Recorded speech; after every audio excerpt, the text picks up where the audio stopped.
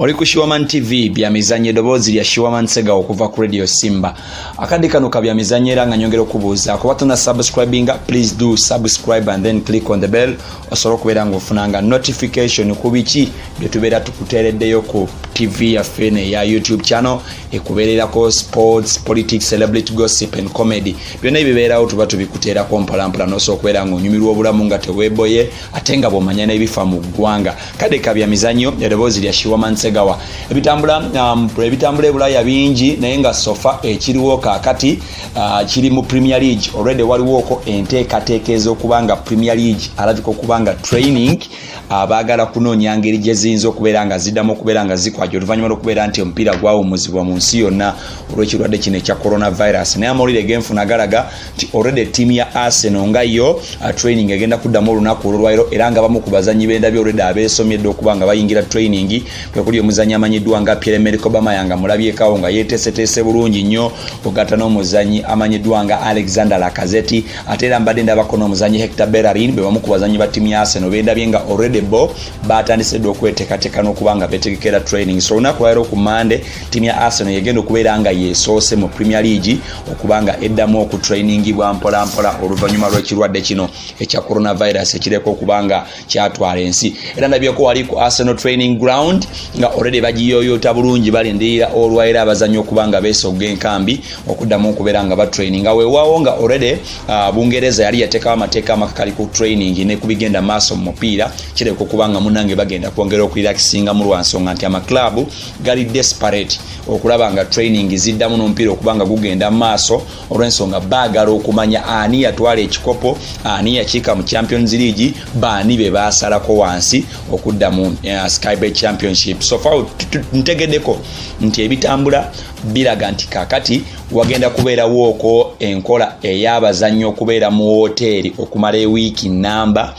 okumala ewiikisi 6 nga tebazzeeko waabwe basobole okuba nga bakuba emipiira gino egibulayo olw'ensonga ttiimu zizino ezikulembedde 10 already zibadde zibuzayo emipiira 9 gyokka sizoni eno okubeera ng'eggwa. So kati waliwo amawulire agalaga nti bateekateeka okuba nga bakwata abazannyi babalookinge mu hoteeri okumala ewiiki 6 nga bwe bakuba emipiira gino nga giri mu closed doors oba okuba nga basamba nga tewali bawagizi okumala ewiiki ezo 6 bamaleyo sizoni then balabaani atutte ekikopo nabaani abakiise ate mpozi mbifo bino ebya Champions League. So ye enteekateeka nga bweri naye nga byonna bikyali awo already amawulire go tegatuganye kubanga tumanya transfers nga bwe zitambula olwansonga mukimanyi bulungi nti kakati munnange wadde nga coronavirus waali era transfers zirina okubeerawo clubs zirina okugula abazannyi kubanga ffenna tukimanyi nti omupiira gunyuma bazannyi ate omupiira gunyuma nsimbi. Mbadde ndabako wano ttiimu ya Manchester United already bali wiringi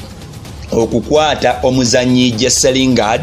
bagatireko Marcos Rojo bagatireko Christopher Lloyd-Smalling n'omuzannyi Andreas Pereira okubanga babawaayo ku ttiimu ya Borussia Dortmund bafunemu omuzannyi Omungereza myaka 20 amanyiddwa nga Jadon Sancho. Fuuko nazanyanga winga azanyanga ataka ategera asobola okuzanyanga omuteebi kavubuka katoka Angereza bakayita Jadon Sancho ka myaka 20 academy kasinga kubira nnyo mu ttiimu ya Manchester City yonno gye kava ne kagenda German ku ttiimu ya Borussia Dortmund kali ku fomu ya amaanyi ekitenkanika olwansonga kabalirwa mu kompya miliyoni nga 12 bwobeera wakagula already kagenze okumalako season eno okubanga bino byonna bijja nkaina goals 17 ne assist 19 ekimu kubikulaga nti kali very clinical mu ngeri gye kasamba mu mpira Somaniyo eri wiringi okubanga ewaya abazannyi okuli Christopher Lloyd-Smalling, Jesse Lingard, Marcos Rojo bonnabo baberenga babawaayo ku ttiimu ya Dortmund bafuna omuzannyi omu bwati Jadon Sancho. Weewaawo nga Mani ekola bino ekitegeddeko nti already omuzannyi amanyiddwa nga Paul Pogba libe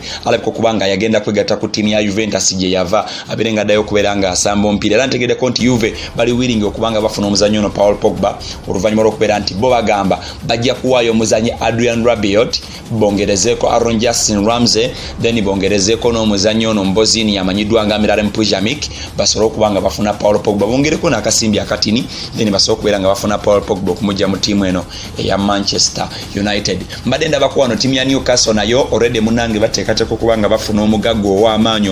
omuwarabu era amawulire gentegeddeko galaga nti abawarabu bano bano balabika okubanga singa baba baguze club ene ya Newcastle nga bagigula ku mukulu amanyidwa nga Michael Ashley okudda wansi w'omukyalo ono naggaga amanyidwa nga Amanda Stevale amuli agavayo galaga nti ba Magpies bano balabika okubanga bagenda kubanga kumpi kati club ej'okuba esinga ensimbi wali ebungereza era bateekateeka okubanga bagulira ddala abazannyi ab'amaanyi mbadde ndabako abatendesi be basonzeko kubeera nga bafuna singa Newcastle ebeeguliddwa abawarabu bano tegeddeko nti Mauricio Pochettino y'omu ku abagenda okubeera nga batendeka ttiimu ya Newcastle era nga bagenda muteerawo abazannyi ab'amaanyi okuli center back asinga obulungi kati sofa mwaba abasinga obulungi mu nsi amanyiddwa nga Kalidou Koulibaly omuvubuka ono muzannyi ku muzalo eggwanga erya Senegal. Kalidou Koulibaly azannya nga center back ku ttiimu ya Napoli gye muyita mu Società Sportivo Caruso. Ntegeddeko nti omuvubuka ono bamubaliramu miliyoni nga 7 ensimbi eza pound then bwe bukadde nga 8 ensimbi eza euro era president wa Napoli amanyiddwa nga Aurelio De Laurentiis agambye tuli willing omutunda ku ttiimu ya Newcastle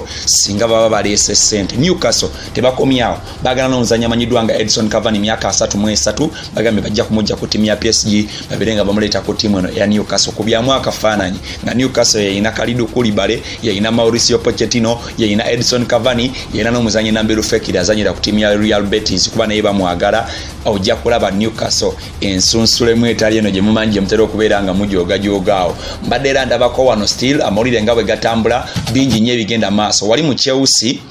omuzannyi Christian Pulisic alagambye agenda kubanga adonatinga buli weekend ensimbi ezitaka wansi wa mitwalo 2 okubanga ayambako eggwanga lye erya America okubanga livunuka ekirwadde kino ekya coronavirus. So nga wali ayitale ndabyeko bagambye tena kusoma ezinga nya May training zigenda kubanga ziddamu mu ligi y'eggwanga erya Italy emanyiddwa nga Italian Serie A. Kino kitegeeza kikubambadde n'abakwano Prime Minister w'eggwanga erya Italy Giuseppe Conte akonfaminze n'agamba nti training egenda kuddamu okubeera nga ekwajja bulungi nnyo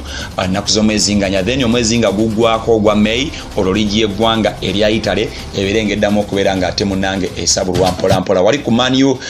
training nabo bagezaako okubeera nga bakoleyo ekimpowooze olunaku olw'ejja akawunga esitwalabye omuzannyi amanyiddwa nga Jeseringa ne munne Ravel Morrison nga bayitaayitamuukawo ku huudu mpolampola emisinde okubanga bagezaako okubanga beekuuma nga bali fit. Badde ndaba wano omuzannyi Harry Kane oluvannyuma lw'okubeera nga ali fit ekimala kakati okubeera nga asamba omupiira amulira agavayo galaga nti ate abamwesimbyemu okubanga bamutwala nabo bongedde okubeera nga bawera. Man U yemu ku abo abaagala okubeera nga batwala omuzannyi ono Harry Kane abeere nga abasambira omupiira yonvuddeyo. Waliwo amawulire agalaga nti kakati Premier League bateekateeka okubeera nga bongera ku substitutions. Meanwhile wabadde waliwo substitutions 3 nga bw'obanga abazannyi bwe bakuwoye ng'osobola okyusakyusamu kuno jjayo asooka nojeewo kuno nojeewo n'owokusatu ne waliwo okwo abaagala okubanga bateesa FA egamba nti beetaaga substitutes kumpi nga 5 oluvannyuma lw'okubeera nti bakitegeddeko nti kakati Premier League wagenda kubeerayo emipiira nga mipaaking emiyitirivu nnyawo. So bagambye nti obutariskinga nnyo bazannyi kulwala bagenda kwongera ku substitutes zive ku 3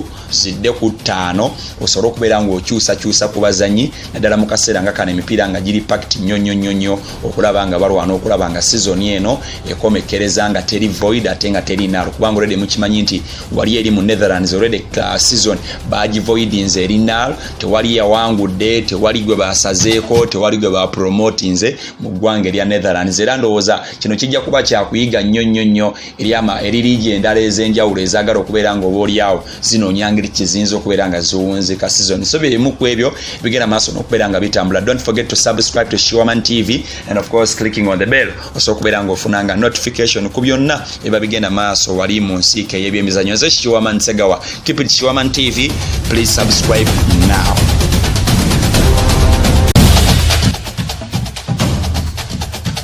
Oli ku Shiwaman TV byamizannyo eddoboozi lya Shiwaman Segawa.